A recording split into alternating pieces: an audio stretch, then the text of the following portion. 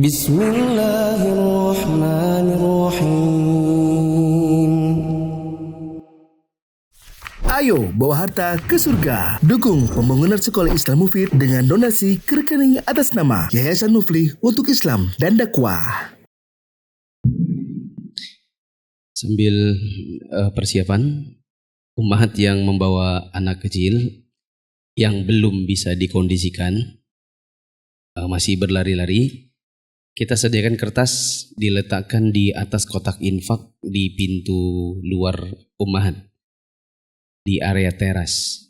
Nanti yang berkegiatan dengan kertas, ada yang menggambar, ada yang mewarnai, bahkan kemarin ada yang bikin pesawat-pesawatan, kertasnya dijadikan origami. Nanti selesai kajian bisa ketemu saya, nanti ada ditukar dengan hadiah. Bismillahirrahmanirrahim. Assalamualaikum warahmatullahi wabarakatuh. Alhamdulillahi wa kafa wa salatu wa salamu ala rasulillahi mustafa wa ala alihi wa ashabihi wa man iktafa. Hadirin jamaah yang dirahmati Allah, kita lanjutkan kembali pembahasan ensiklopedia salat jilid yang kedua. Kita masuk dalam subbab yang ke-9 dari bab salat Jumat. Di buku bahasa Arab halaman 818, buku bahasa Indonesia halaman 381, subbab ke-9 tentang etika berangkat menuju ke sholat Jumat, baik yang hukumnya wajib maupun yang hukumnya mustahab atau dianjurkan. Untuk menghemat waktu kita dengar membacakan bahasa Indonesia, yang lain silakan menyimak Indonesia atau Arabnya. Silakan. Etika menyambut hari Jumat, yang wajib dan yang sunnah. Etika ini cukup banyak, diantaranya 1. Mandi pada hari Jumat hukumnya sunnah muakkad. Ya. Etika yang pertama adalah mandi sebelum berangkat sholat Jumat. Perlu dikoreksi sedikit, bukan sunnah muakkad tapi sunnah muakkadah. Karena kalau kita mau menggunakan istilah syar'i atau istilah bahasa Arab, maka ya sadur atau adaptasi ke dalam bahasa Indonesia lengkap dengan kaidah-kaidahnya seperti sunnah muakkadah bukan muakkad. Nah, minggu lalu ada pertanyaan untuk orang yang pagi hari sudah berangkat kerja, apakah dia bisa mandi di pagi hari sebelum berangkat kerja tapi niatnya buat mandi Jumat? Maka saya jawab bahwa hari Jumat itu sudah bisa terhitung mulai dari datangnya waktu subuh. Maka begitu masuk waktu subuh, sebelum berangkat sholat subuh seseorang mandi yang dia niatkan untuk mandi Jumat, lantaran setelah sholat subuh misalnya mau langsung pergi kerja, ya, intinya tidak bisa mandi sebelum sholat Jumat, maka dia bisa mengerjakannya mulai dari datangnya waktu subuh. Tapi kalau ditanya manakah yang lebih utama, maka yang lebih utama adalah dia mandinya jelang Jumatan. Silakan dibaca. Yang demikian itu didasarkan pada hadis Abdullah bin Umar radhiyallahu anhuma. Rasulullah sallallahu alaihi wasallam bersabda, "Idza jaa ahadukumul jumu'ata falyaghtasil." Jika salah seorang di antara kalian ingin mendatangi salat Jumat, hendaklah dia mandi. Dari Ibnu Umar radhiyallahu anhuma, ketika Umar bin Al-Khattab radhiyallahu anhu tengah berdiri dalam khutbah pada hari Jumat, tiba-tiba datang seseorang dari kaum Muhajirin yang pertama dari kalangan sahabat Nabi sallallahu alaihi wasallam. Umar pun berseru kepadanya, "Saat apakah ini?" Orang itu menjawab, "Aku dibuat sibuk oleh suatu hal sehingga tidak ada kesempatan bagiku untuk kembali ke keluargaku sampai aku mendengar kumandang azan. Oleh karena itu aku tidak dapat berbuat lebih dari sekedar berwudu." Umar berkata, "Hanya sekedar berwudu? Bukankah engkau tahu bahwa Rasulullah SAW pernah memerintahkan untuk mandi?" Dalam lafaz Al-Bukhari disebutkan, "Tidakkah kalian pernah mendengar Nabi SAW bersabda, 'Idza roha ahadukum ilal jumu'ati falyaghtasil.' Jika salah seorang di antara kalian berangkat salat Jumat, hendaklah dia mandi." Dalam lafaz Muslim disebutkan, ketika Umar bin Khattab radhiyallahu anhu berkhutbah pada hari Jumat, tiba-tiba Utsman bin Affan radhiyallahu anhu masuk. Maka Umar menegurnya seraya bertanya, "Mengapa orang-orang terlambat setelah seruan dikumandangkan?" Utsman menjawab, "Wahai Amirul Mukminin, Ketika aku mendengar seruan azan, aku tidak dapat berbuat lebih dari sekedar berwudu kemudian berangkat. Maka Umar berkata, hanya berwudu. Bukankah kalian pernah mendengar bahwa Rasulullah Shallallahu Alaihi Wasallam bersabda, "Idza jaa ahadukum ilal jumu'ati falyaghtasil." Jika salah seorang di antara kalian berangkat salat Jumat, hendaklah dia mandi. Dari Abu Sa'id Al-Khudri radhiyallahu anhu, dia bercerita, aku bersaksi kepada Rasulullah Shallallahu Alaihi Wasallam bahwa beliau pernah bersabda, "Ghuslul jumu'ati wajib ala kulli muhtalimin wa an yastanna wa an yamassa tiban in wajada." Mandi hari Jumat itu wajib bagi setiap orang yang sudah bermimpi atau baligh, dan hendaklah juga menggosok gigi serta memakai wangi-wangian jika ada. Amr berkata, adapun mandi, aku bersaksi bahwa hal itu wajib. Sedangkan menggosok gigi dan memakai wangian hanya Allah yang lebih tahu apakah hal itu wajib atau tidak. Tetapi hal itu ada dalam hadis. Dalam lafaz Muslim disebutkan, Ghuslu yaumil jumu'ati wajibun ala kulli muhtalimin wa siwakun wa yamassanna minat tibi ma qadaru alaih. Mandi pada hari Jumat itu wajib bagi setiap orang yang baligh, juga bersiwak dan memakai wewangian semampunya. Ya. Jamaah yang dirahmati Allah, sebelum kita panjangkan pembahasan ini, intinya di antara etika sebelum berangkat sholat Jumat adalah mandi terlebih dahulu dengan tata cara mandi junub meskipun tidak junub. Terlepas dari hukumnya itu wajibkah atau sunnahkah, dianjurkankah atau betul-betul diwajibkankah, lepas dari hukumnya ini, yang jelas siapa yang mau berangkat Jumatan selagi masih bisa mandi maka hendaklah dia mandi. Karena kalau dia mandi maka lepas dari perselisihan para ulama, karena ada yang mengatakan hukumnya wajib dan ada yang mengatakan hukumnya sunnah atau anjuran atau mustahab. Nah, nanti kita akan dihadapkan pada pendapat-pendapat para ulama. Ada yang mengatakan hukumnya adalah wajib. Bagi yang sudah baligh wajib mandi jelang Jumatan. Sebagian lagi mengatakan hukumnya hanya mustahab. Mustahab artinya dianjurkan saja. Ada lagi yang mengatakan wajib bagi orang yang pekerjaannya keringatan dan menimbulkan bau. Seperti para pekerja di jalanan, petugas kebersihan, dan lain-lain yang mereka misalnya di bawah matahari, terkena debu dan lain-lain, maka bagi mereka wajib.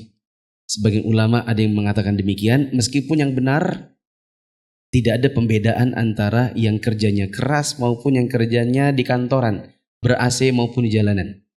Bila memang dianjurkan, maka semuanya dianjurkan. Bila memang diwajibkan, maka semuanya diwajibkan. Tidak ada dalil tentang pembedaan antara yang bekerja kasar dengan pekerjaan yang apa lawannya kasar? Lembut-lembut berarti. Ya, pekerjaan lembut.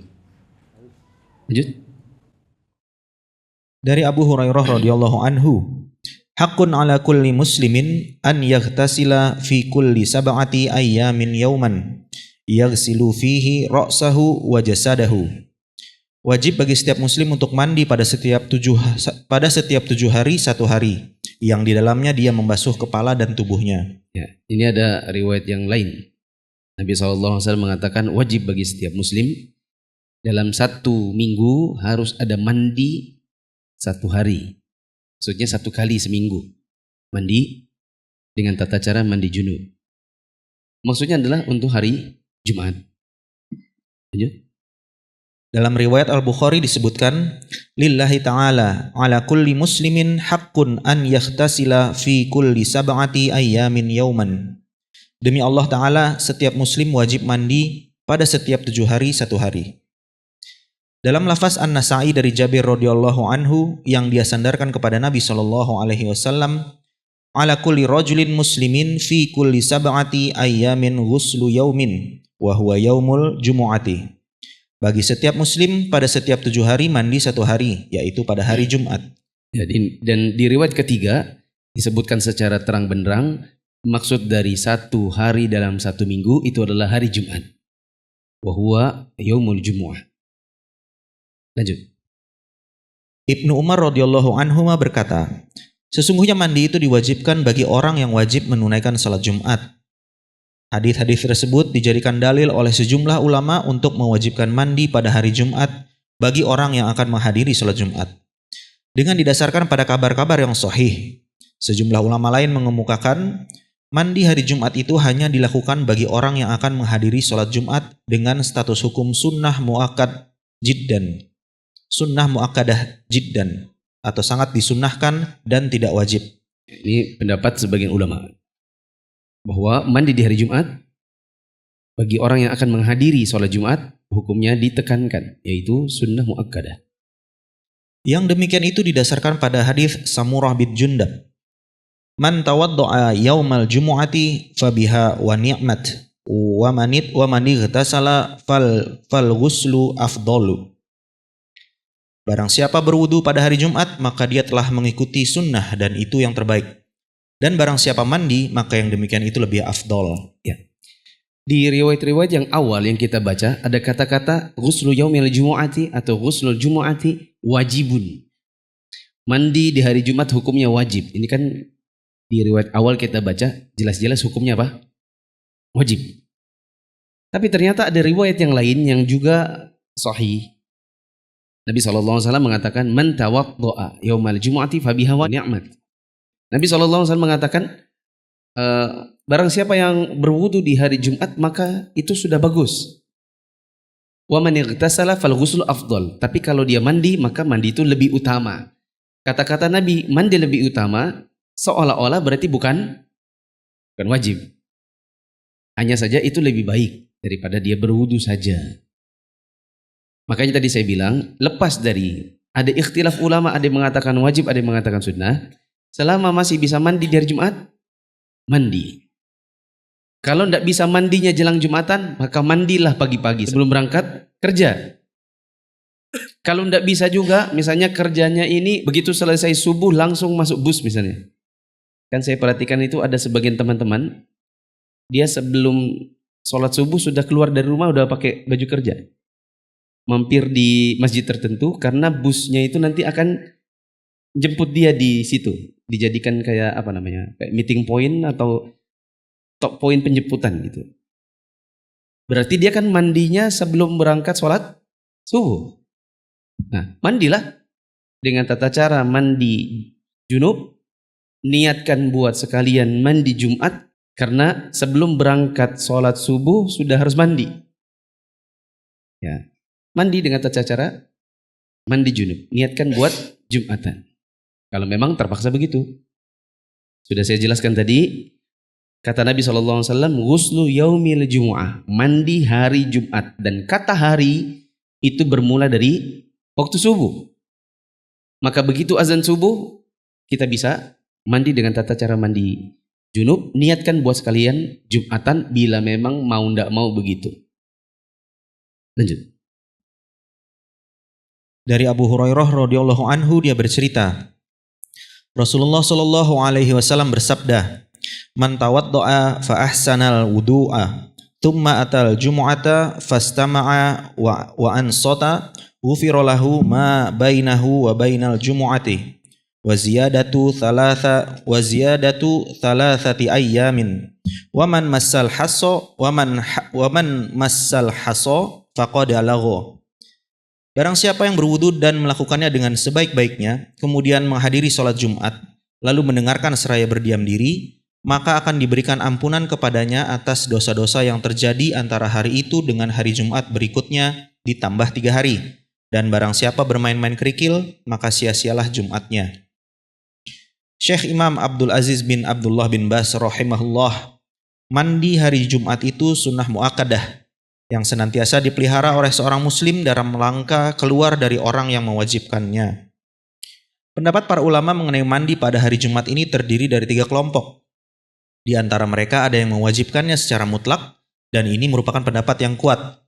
Di antara mereka ada juga yang merincikannya seraya berkata, mandi hari Jumat wajib bagi orang-orang yang melakukan aktivitas berat, karena aktivitas mereka bisa menimbulkan kelelahan dan keringat, tetapi disunnahkan kepada selain mereka. Pendapat ini pendapat yang lemah. Yang benar adalah bahwa mandi hari Jumat itu sunnah muakkadah. Adapun sabda Rasulullah Shallallahu Alaihi Wasallam, di sini tadi digambarkan oleh Syekh bin Baz bahwa para ulama berbeda pendapat. Ada yang mengatakan mandi di hari Jumat itu hukumnya adalah wajib. Sebagian lain mengatakan hukumnya adalah sunnah muakkadah atau dianjurkan saja, bukan wajib.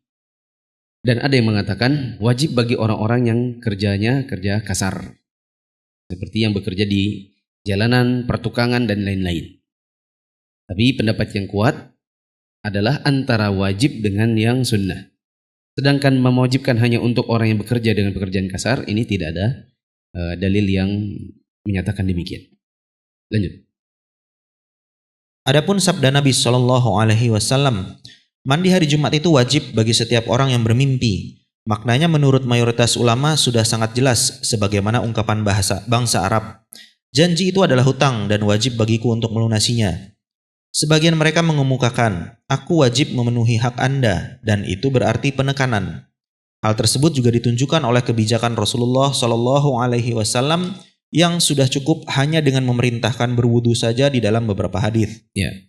Kalau nanti ada yang bertanya, bagaimana dengan hadis yang sudah jelas-jelas menyatakan mandi hari Jumat itu wajib? Bagaimana kita memaknai kata wajib di sini? Kata Syekh bin Baz, maksudnya adalah di kalangan Arab di zaman dahulu, kalau dia menekankan pada dirinya, maka dia ngomongnya wajib buatku. Tetapi itu yang tidak dimaksudkan oleh Nabi. Sedangkan yang dimaksudkan oleh Nabi adalah hendaklah dia betul-betul berusaha untuk mandi. Makanya Nabi SAW dalam lafaz yang lain mengatakan, siapa yang wudu maka itu bagus. Tapi kalau dia mandi, maka itu lebih utama. Lanjut. Demikian halnya dengan memakai wangian, bersiwak, mengenakan pakaian yang bagus, dan bersegera berangkat ke tempat pelaksanaan sholat Jumat. Semuanya itu merupakan hal yang sunnah yang memang dianjurkan dan bukan sesuatu yang wajib. Ungkapan bahwa mandi hari Jumat itu sunnah muakkadah merupakan ungkapan mayoritas ulama. Ya, tapi intinya lepas dari ikhtilaf, maka usahakan mandi. Di sini ada catatan kaki yang begitu panjang. Dan saya pikir kita skip saja untuk sementara ini. Karena yang terpenting adalah sudah dapat poin utamanya. Poin utamanya adalah etika berangkat sholat Jumat nomor 1 adalah mandi. Dengan tata cara mandi junub, meskipun tidak junub. Dan ini ditekankan terutama untuk orang-orang yang sudah baligh.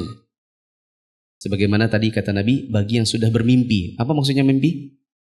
Sudah baligh. Sudah mimpi basah. Tamam. Kemudian poin yang juga penting adalah bahwa mandi di hari Jumat sebelum berangkat sholat Jumat atau bagi orang yang akan berangkat sholat Jumat, maka ini ada ikhtilaf ulama dalam 3 pendapat. Pendapat yang dikuatkan di sini oleh Syekh bin Baz juga penulis adalah sunnah muakkadah. Pendapat yang mengatakan wajib ini bukanlah pendapat yang terpilih, tapi selama masih bisa untuk mandi maka mandi.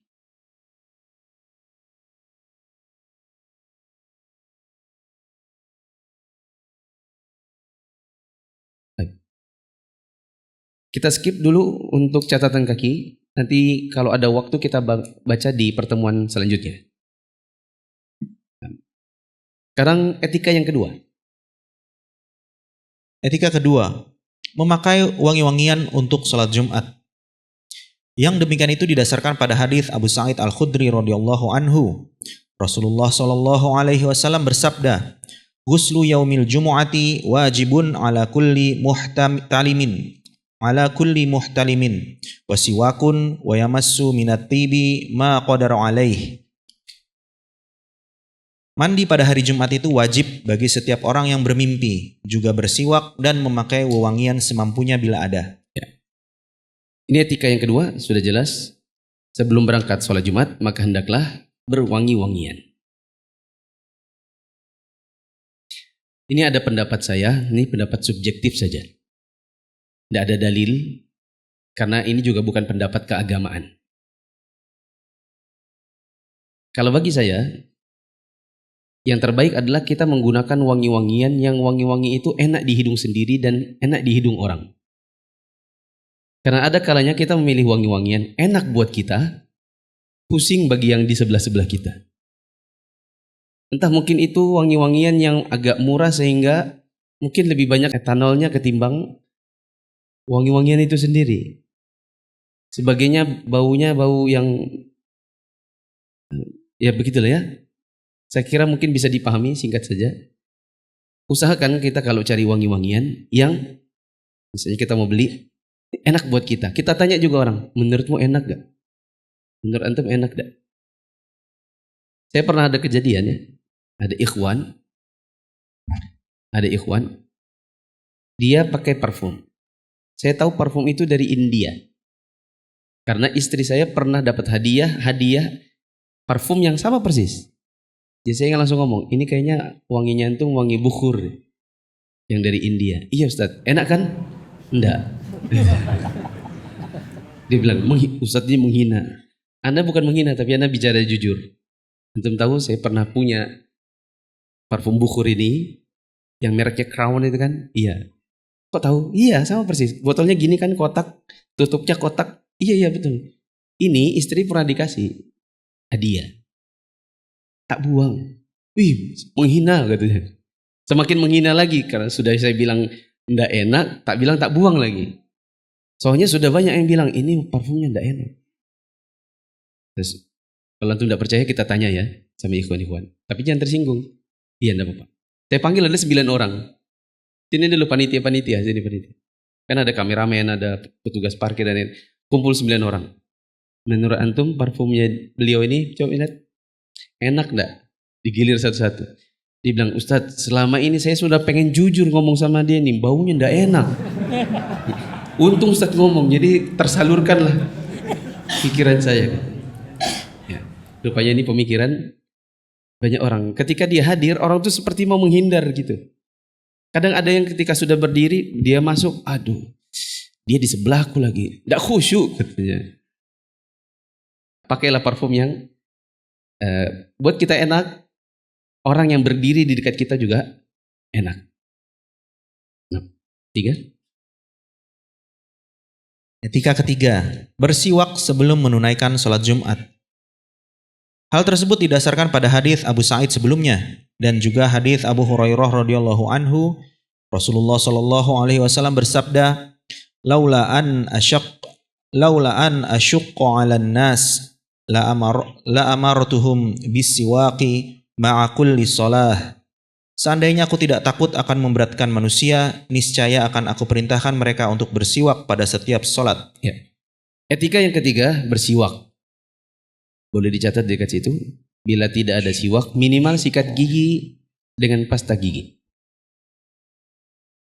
Bila tidak ada siwak, mungkin karena di negeri kita tidak terbiasa, jarang ada yang jual. Tidak seperti di Arab Saudi, di mana Arab Saudi kayunya gampang dapatnya. Kemudian di depan masjid banyak yang jual. Bahkan banyak orang yang suka beli banyak lalu dibagi-bagi di masjid. Sedangkan di kita mungkin itu tidak terbiasa. Maka paling tidak, kalaupun tidak bisa bersiwak, bersikat gigi dengan menggunakan pasta gigi. Kata guru kami, Syekh Sa'ad Asyatri, kedudukan menggosok gigi dengan pasta gigi di zaman sekarang insya Allah sama dengan siwak, kecuali pada sebagian kondisi. Seperti yang disunnahkan adalah jelang sholat, jelang takbiratul ihram bersiwak. Dan itu tidak mungkin digantikan dengan sikat gigi dan pasta gigi. Kalau imam berkata, "Istau, sawu sufufakum," sambil menunggu para makmum sedang merapikan barisan, dia bersiwak. Maka ini tidak mungkin digantikan dengan sikat gigi sambil pasta gigi. Istau, sawu sufufakum. Tapi kalau kita lakukan itu di rumah, maka insya Allah pahalanya sama. Dari sisi kita telah melaksanakan sunnah menggosok gigi. Ya, maka beliau mengatakan, gosok gigi dengan sikat gigi dan pasta gigi itu bisa menggantikan kedudukan siwak, kecuali pada sebagian keadaan yang tidak mungkin dilakukan. Ada 2 dalil. Dalil yang pertama adalah sudah lewat di nomor 1 dan 2, karena sepaket dalilnya, mandi, pakai wangi-wangian, kemudian bersiwak. Kemudian ada dalil secara khusus, laula ansyaqqa 'alan nas atau ala ummati la amartuhum bisiwak ma'a kulli shalah. Kalaulah bukan karena khawatir nanti akan memberatkan umatku atau memberatkan manusia, maka aku akan memerintahkan mereka untuk bersiwak setiap kali mereka akan sholat. Lanjut. Dalam sebuah lafaz disebutkan, laula an asyqa ala ummati la amartuhum bisiwaki. Seandainya aku tidak takut memberati umatku, niscaya aku akan perintahkan mereka untuk bersiwak. Juga didasarkan pada hadis Ibnu Abbas radhiyallahu anhuma yang dia sandarkan kepada Nabi sallallahu alaihi wasallam. Inna hadha yaumu 'idin ja'alahu Allahu lil muslimina. Faman jaa'a ilal jumu'ati falyaghtasil wa in kana tibun falyamassa minhu wa 'alaikum bisiwaki. Sesungguhnya ini adalah hari besar yang diadakan oleh Allah untuk kaum muslimin. Oleh karena itu, barang siapa ingin mendatangi sholat Jumat, hendaklah dia mandi. Jika dia memiliki wewangian, hendaklah dia memakainya. Selain itu, hendaklah kalian bersiwak. Saya kira sudah jelas. Tapi ada satu penekanan, kata Nabi SAW, Inna hadha yaumu 'idin ja'alahu Allahu lil muslimin. Sesungguhnya hari Jumat ini adalah hari Id, hari raya. Maksudnya adalah hari raya pekanan. Dan sudah pernah disampaikan kira-kira 2 atau 3 minggu yang lalu, bahwa di sisi Allah Ta'ala hari Jumat itu lebih utama daripada hari Idul Fitri maupun Idul Adha. Hanya saja kita karena mungkin sudah terbiasa, sudah menjadi adat istiadat juga. Orang lebih banyak mempersiapkan yang indah-indah termasuk pakaian itu untuk Idul Fitri dan Idul Adha ketimbang hari Jumat atau sholat Jumat. Sementara di sisi Allah, untuk sholat Jumat itu sebenarnya lebih ditekankan lagi. Karena hari Jumat itu lebih utama daripada hari Id yang 2. Lanjut. Etika keempat, memakai minyak rambut sebelum berangkat sholat Jumat. Ya. Pakai minyak rambut. Atau juga kalau orang zaman sekarang, orang pakai pomade. Nah, maksudnya dikasih minyak lalu kemudian disisir bagus-bagus, rapi-rapi. Lanjut. Yang demikian itu didasarkan pada hadis Salman Al-Farisi radhiyallahu anhu. Dia bercerita, Rasulullah sallallahu alaihi wasallam bersabda, la yaktasilu rajulun yaumal jumu'ati wa yatatahharu mastata'a min tuhrin wa yaddahinu min duhnihi aw yamassu min tibi baitihi thumma yakhruju fala yufarriqu baina itsnaini thumma yusalli ma kutiba lahu thumma yunsitu idza takallama al-imamu illa ghufira lahu ma bainahu wa bainal jumu'atil ukhra. Tidaklah seseorang mandi pada hari Jumat lalu mensucikan diri semampunya, memakai minyak rambut miliknya dan memakai wangi-wangian yang ada di rumahnya, kemudian pergi ke masjid dengan tidak memisahkan 2 orang yang datang lebih awal untuk selanjutnya mengerjakan sholat sebagaimana yang diwajibkan kepadanya, lalu memperhatikan khutbah pada saat khatib tengah berkhutbah, melainkan akan diberikan ampunan kepadanya atas dosa-dosa yang dilakukannya antara hari itu dan Jumat yang lain. Jelas. Lanjut. Sabda beliau, lalu mensucikan diri semampunya. Maka yang dimaksudkan adalah bersungguh-sungguh dalam membersihkan diri. Yang dimaksud dengan membersihkan diri di sini adalah memotong kumis, kuku, dan bulu kemaluan. Yang dimaksud dengan mandi di sini adalah membasuh seluruh badan. Sedangkan yang dimaksud bersuci atau at-tatahhur adalah membasuh kepala. Adapun sabda beliau, wayad dahinu atau memakai minyak rambut adalah merapikan rambut yang acak-acakan. Di dalam hadis di atas juga terkandung makna berhias pada hari Jumat. Sehingga tidak mesti juga pakai minyak khusus, tapi bisa yang banyak dijual di zaman sekarang orang pakai pomade. Sebelumnya ada pesan, nanti di akhwat akan ada yang mau mengucapkan syahadat, tapi mungkin nanti kita lakukan kira-kira setelah azan. Atau saya minta bantuan takmir untuk bisa kirimkan 1 mic ke akhwat.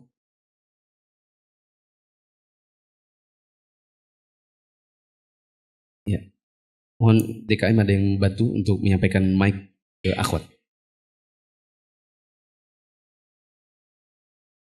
Kita lanjut lagi. Yang kelima. Etika kelima, memakai pakaian yang paling bagus ketika menunaikan salat Jumat. Yang demikian itu didasarkan pada hadis Abu Dzar radhiyallahu anhu. Dari Nabi SAW dia bersabda, "Man ightasala yaumal jumu'ati fa ahsana ghuslahu wa tatahhara fa ahsanat duhurahu wa labisa min ahsani thiyabihi wa massa ma kataballahu lahu min tibi ahlihi thumma atal jumu'ata walam yalghu walam yufarriq baina itsnaini ghufira lahu ma bainahu wa bainal jumu'atil ukhra." Barang siapa mandi pada hari Jumat dan melakukannya dengan sebaik-baiknya dan bersuci dengan sebaik-baiknya juga serta mengenakan bajunya yang paling baik dan memakai minyak wangi keluarganya yang telah diberikan Allah, kemudian mendatangi sholat Jumat sementara dia tidak berbuat sia-sia serta tidak memisahkan antara dua orang, maka akan diberikan ampunan kepadanya atas dosa yang terjadi antara hari itu dan Jumat yang lain. Etika yang kelima adalah yalbasu li salatil jumu'ati ahsana ma yajibu min athiyab. Untuk menghadiri salat Jumat itu dia menggunakan atau mengenakan pakaian yang paling bagus yang dia punya. Ini adab berangkat salat Jumat. Sedangkan kita biasanya untuk salat Id yang tidak lebih utama ketimbang hari Jumat, biasanya kita malah beli baju baru, betul? Cuma ya memang beli baju baru kalau untuk Jumatan jadinya seminggu sekali beli baju baru. Ya, memang bagi sebagian orang itu bukan hal mudah. Ya. Dan pada pertemuan yang lalu kita sempat baca keutamaan berangkat sholat Jumat. Bab yang kita selesaikan minggu lalu, bab keutamaan berangkat sholat Jumat. Di antara keutamaan sholat Jumat adalah kita mendapatkan ampunan antara Jumat ini dengan Jumat yang sebelumnya atau Jumat yang akan datang atau satu Jumat ke Jumat yang lain. Tapi pengampunan dosa seperti ini tidak semata-mata hanya dengan hadir sholat Jumat, tetapi harus dengan mengikuti semua etika-etikanya. Di antaranya adalah menggunakan baju yang paling bagus yang dipunya. Ya, ini berarti kita bisa jadikan program baru dalam kehidupan kita. Hari Jumat, baju yang dipakai usahakan yang paling bagus yang punya. Maka kalau ada orang pergi Jumatan masih pakai baju kaos bola apalagi, ya, karena nanti di belakangnya itu ada namanya, yang orang di belakangnya tidak khusyuk karena lihat nama dan angkanya, ingat pertandingannya dan seterusnya. Ya, berarti mungkin orang ini suruh ikut kajian. Ya, atau kirimin kalau itu keluarga atau teman kita kirimi hadis-hadis yang menunjukkan bahwa hendaknya yang dipakai itu adalah baju yang paling bagus yang dipunya. Biasanya orang kalau pernikahan itu biasanya pakai baju yang paling bagus, betul? Pernikahan. Atau paling tidak pakai baju baru yang kita baru beli untuk sholat Id yang tahun ini. Karena biasanya kan kalau sholat Id kita beli baju baru dan itulah baju yang paling bagus di saat itu. Jadi baju andalan setahun ke depan. Ya kan? Nah itu istilah baju andalan itu yang dipakai untuk sholat Jumat. Lanjut. Dari Abu Sa'id Al-Khudri dan Abu Hurairah radhiyallahu anhuma, dari Rasulullah sallallahu alaihi wasallam beliau bersabda, bahasa Indonesianya, barang siapa mandi hari Jumat dan memakai pakaian yang terbagus serta memakai wangi-wangian jika punya, kemudian dia menghadiri sholat Jumat dan tidak juga melangkahi leher atau barisan orang-orang, lalu mengerjakan sholat yang telah ditetapkan baginya semampunya, dan selanjutnya diam ketika imam telah keluar menuju mimbar sampai selesai dari sholatnya, maka semua itu akan menjadi kafarat atau penghapus dosa baginya atas apa yang terjadi antara hari itu dan hari Jumat sebelumnya. Abu Hurairah berkata, dan ditambah 3 hari. Dia juga berkata, sesungguhnya balasan kebaikan itu 10 kali lipatnya. Ya. Masih ingat pembahasan minggu lalu, keutamaan sholat Jumat itu adalah menghapuskan dosa-dosa. Berapa hari yang dihapuskan? 10. Itu satu Jumat ke Jumat berikutnya, dalam lafaz yang lain ditambah 3 hari. Kenapa jadi 10? Karena Nabi SAW juga mengatakan satu kebaikan dilipat gandakan pahalanya 10 kali. Jadi kebaikannya di hari Jumat itu 1 hari, pengampunan dosanya 10 hari. Lanjut. Juga hadis Abdullah bin Umar bahwasanya Umar bin Khattab radhiyallahu anhu pernah melihat baju sutra di pintu masjid lalu berkata, "Wahai Rasulullah, seandainya engkau beli baju ini untuk engkau pakai di hari Jumat dan menyambut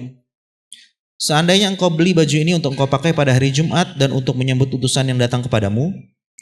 Rasulullah Shallallahu alaihi wasallam bersabda, "Innama yalbasu hadhihi man la khalaqa lahu fil akhirah." Yang memakai pakaian ini hanyalah orang yang tidak mendapat bagian di akhirat. Ada riwayat Umar bin Khattab ngasih usul kepada Nabi. Ya, karena menurut Umar ini bajunya bagus. Maka Umar bilang, "Ya Rasulullah, gimana kalau ini dibeli aja bajunya bisa dipakai buat Jumatan dan dipakai buat menyambut tamu." Tapi Rasulullah SAW menolak dikarenakan ya tipikal bajunya. Kata beliau, ini adalah tipikal baju bagi orang yang tidak punya bagian di akhirat. Tapi yang diingkari Nabi bukan usulannya Umarnya soal tujuan bajunya. Yang ditolak oleh Nabi adalah tipe bajunya, bukan tujuan belinya. Kan Umar bilang apa tadi? "Ya Rasulullah, bagaimana kalau dibeli bajunya? Buat apa? Buat apa? Jumatan sama buat nyambut tamu." Nabi tidak tolak untuk tujuan belinya. Yang Nabi tolak adalah tipe bajunya. Berarti menunjukkan bahwa beli baju yang bagus buat Jumatan itu adalah bagian dari yang dianjurkan. Atau intinya kalaupun tidak beli, meskipun dikasih, intinya adalah menggunakan baju bagus yang dipunya. Lanjut. Letak istidlal atau penggunaan dalil dalam hadis ini adalah dari sisi ketetapan Rasulullah Shallallahu alaihi wasallam terhadap perkataan Umar dalam hal berhias ketika hendak berangkat sholat Jumat dan juga saat menyambut utusan. Ya, maksudnya adalah tujuan beli bajunya adalah untuk berhias buat 2 tujuan tadi. Lalu beliau menolak dengan tegas pemakaian pakaian seperti baju di atas karena baju itu terbuat dari sutra. tipe bajunya yang ditolak Nabi. Kenapa Nabi menolaknya? Dikarenakan bahan dari baju itu adalah sutra. Dan buat laki-laki hukumnya haram menggunakan sutra. Bagi laki-laki ya teman-teman. Untuk perempuan boleh. Lanjut. Dari Muhammad bin Yahya bin Habban, Rasulullah Shallallahu alaihi wasallam bersabda, "Ma'ala ahadikum in wajada au ma'ala ahadikum in wajadtum an yattakhidha thawbaini liyaumil jumu'ati fi siya thawbain mihnatihi." Apa yang memberatkan salah seorang di antara kalian jika dia memiliki, atau apa yang memberatkan salah seorang di antara kalian jika kalian memiliki memakai sepasang pakaian pada hari Jumat selain pakaian kerjanya. Selain pakaian kerjanya. Bagaimana teman-teman berusaha untuk mengamalkan hadis ini? Mungkin diantaranya bagi yang pakai mobil, berarti di mobil selain pakaian kerja yang sudah di badan berangkat kerja, ada juga baju yang memang digantung, pakai gantungan ditaruh di mobil yang nanti mau dipakai untuk Jumatan. Kalau pakai motor sama saja, bisa dilipat, kemudian atau dimasukkan dalam goodie bag, digantung atau dimasukkan dalam jok motor. Nanti jelang Jumatan diganti baju kerjanya dengan baju yang paling bagus yang dipunya. Terutama ini PNS, karena kalau PNS kan pakai apa hari Jumat? PNS biasanya pakai baju olahraga. Karena hari Jumat rata-rata mereka senam. Nah, jangan nanti baju senam langsung pergi ke masjid. Ya, usahakan untuk bisa ada baju ganti. Lanjut. Dari Ibnu Salam bahwasanya dia pernah mendengar Rasulullah Shallallahu alaihi wasallam mengatakan hal tersebut di atas mimbar. Etika keenam, menghadapkan wajahnya ke arah imam saat berkhutbah. Ya. Etika yang keenam, untuk kita bisa meraih berbagai keutamaan bagi orang yang menghadiri sholat Jumat, adalah wajahnya itu dihadapkan ke arah khatib. Yastaqbilul imama biwajhi athna'al khutbati. Yaitu berusaha untuk menghadapkan wajahnya ke wajah imam sepanjang khutbah. Boleh dicatat di dekat situ? Meskipun di ujung-ujung. Sebagai ulama ada yang menyatakan bahwa termasuk yang dianjurkan adalah buat yang duduknya di pojok-pojok, mereka memiringkan duduknya. Berusaha untuk melihat ke arah khatib. Makanya juga sebagian ulama, mohon maaf BDI. Sebagian ulama ada yang memang melarang mihrab. Meskipun saya lebih setuju bahwa ini adalah sekedar bentuk bangunan saja, karena biasanya di sebelah sana itu ada aset yang harus dijaga. Tapi sebagian ulama itu kenapa ada yang memakruhkan masjid pakai mihrab? Karena ketika dia masuk ada satu sunnah yang terhalang. Apa itu? Yang terhalang dengan tembok tidak bisa melihat ke arah khatib. Jadi pahami. Sehingga saya pernah ngusul juga di salah satu masjid, kalaupun terpaksa ada mihrab, mimbarnya itu bisa didorong ke depan. Jadi seperti masjid ini, bandara. Salam bandara kan punya mihrab. Tapi kita khotibnya itu, kita berdiri di tangga 2, itu kita masih bisa kelihatan di pojok-pojok. Karena memang moncong si mimbar itu masih agak maju. Gitu. Nah, cuman ini agak susah untuk dilaksanakan bila kita memang dalam hal ini kurang perhatian. Nah, etikanya adalah menghadapkan wajah ke wajahnya imam. Baik. Catatan yang kedua, oleh karenanya hindari tiang. Sebagian orang ada yang justru duduknya sengaja di balik tiang, padahal di soft 1 masih banyak tempatnya. Begitu dia datang, memang sengaja dia duduknya di balik tiang. Kenapa duduknya di balik tiang? Ya mungkin kepalanya pengen disandarkan ke tiang biar kalau tidur itu ada sandaran kepala. Karena kalau duduknya di belakang, nyendernya ke tembok, kepalanya harus tegak. Mulutnya nganga gitu ya. Sedangkan kalau ke tiang kan kepalanya bisa nyender ke depan. Dan itu semakin khusyuk. Ya, tidurnya maksudnya. Ya, semakin lelap.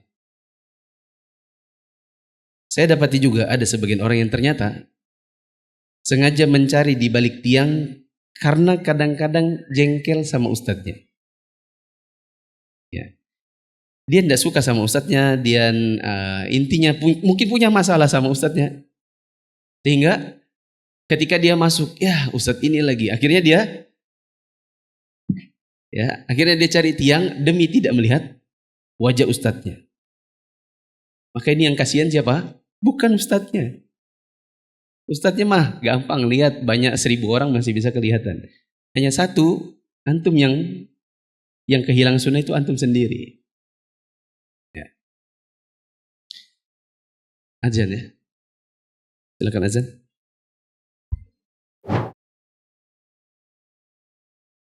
Allahu Akbar, Allahu Akbar. Allahu Akbar, Allahu Akbar.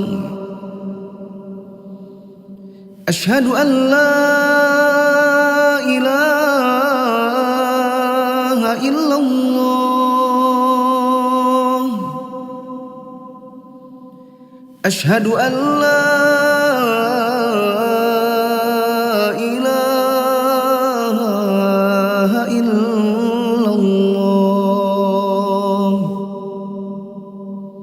أشهد أن محمد رسول الله.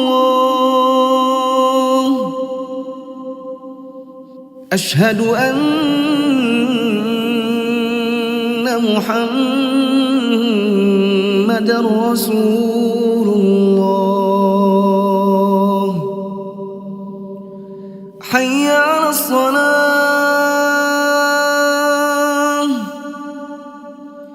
حي على الصلاة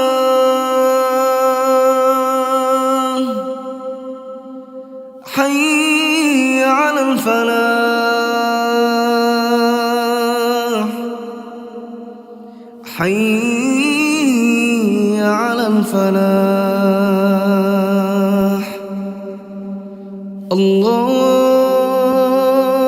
أكبر الله أكبر لا إله إلا الله.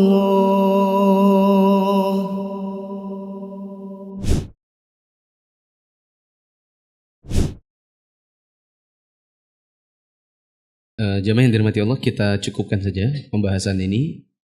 Yang 6 insya Allah akan diulang pada pertemuan yang akan datang.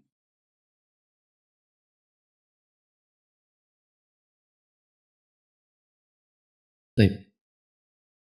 Ummu Naufah, bisa dites mic-nya? Tes. Ya, Ustaz. Ada yang mau masuk Islam? Silakan tes mic-nya. Kedengaran, Ustaz? Namanya siapa?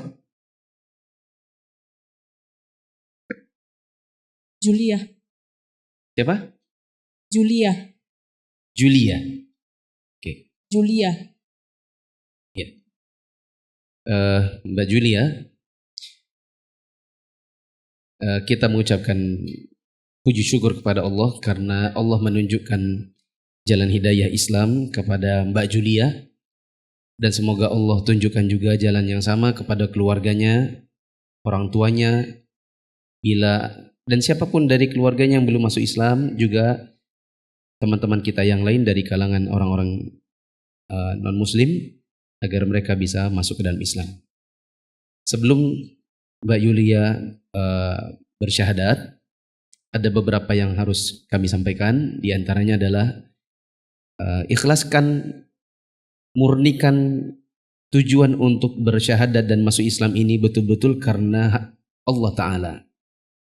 Karena ada sebagian orang yang masuk Islam tapi hanya main-main saja karena tujuan-tujuan tertentu, seperti karena mau menikah, sehingga nanti setelah menikah seperti tidak ada bedanya antara dia masuk Islam dengan tidak masuk Islam, karena ternyata hanya sekadar administrasi saja. Yang kedua, setelah masuk Islam, kewajiban pertama mandi junub. Karena Mbak Julia, saya pikir mungkin pasti sudah baligh ya. Pasti sudah baligh. Usianya berapa? 19 tahun. Iya, pasti kan sudah baligh. Karena sudah baligh, maka sudah wajib untuk mandi junub. Fikihnya begini. Sebagian ulama ada yang mewajibkan untuk mandi junub bagi orang yang masuk Islam. Sebagian lagi ada yang mengatakan cuma sunnah saja. Pendapat yang benar, bagi yang sudah baligh wajib. Maka dia tidak boleh sholat terlebih dahulu sebelum dia mandi. Karena dia pasti pernah keluar air mani. Adapun anak kecil, misalnya dia masuk Islam ikut orang tuanya.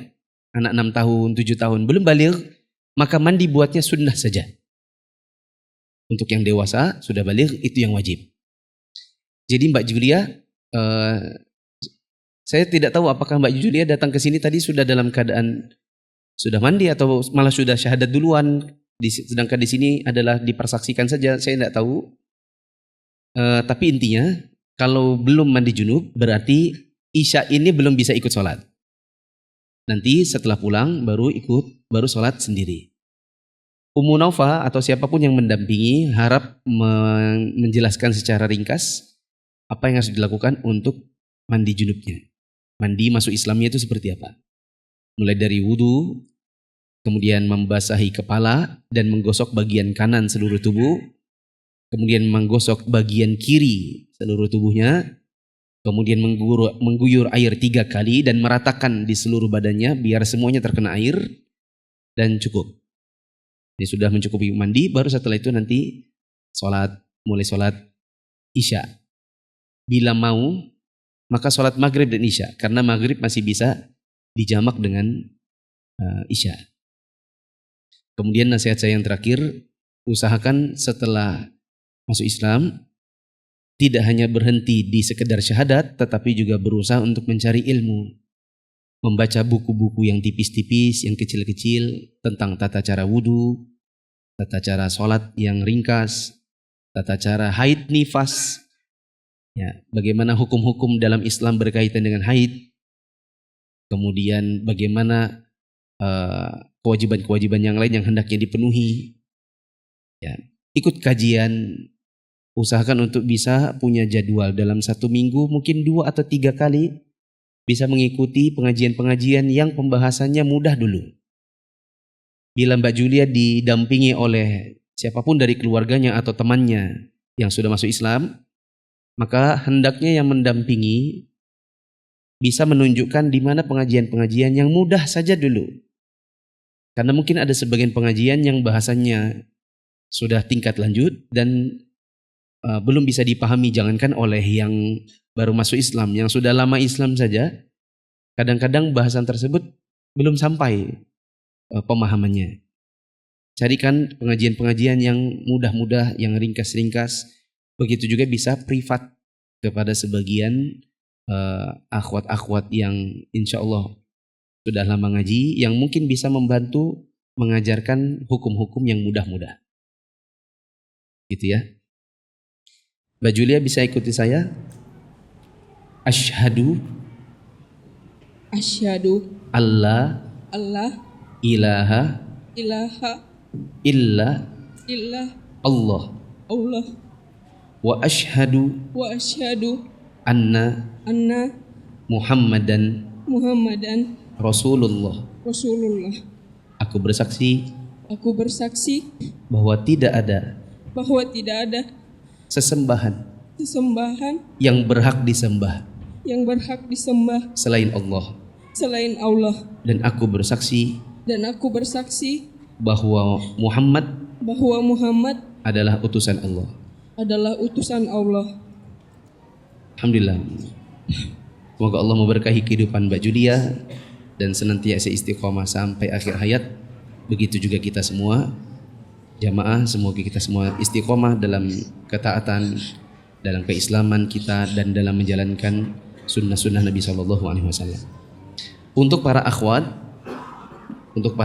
nanti setelah isya Mbak Julianya disalami, dipelukin, dan kalau ada yang mungkin badannya mirip, tingginya, lebarnya, terus punya gamis-gamis yang bisa dibagikan, bagikan.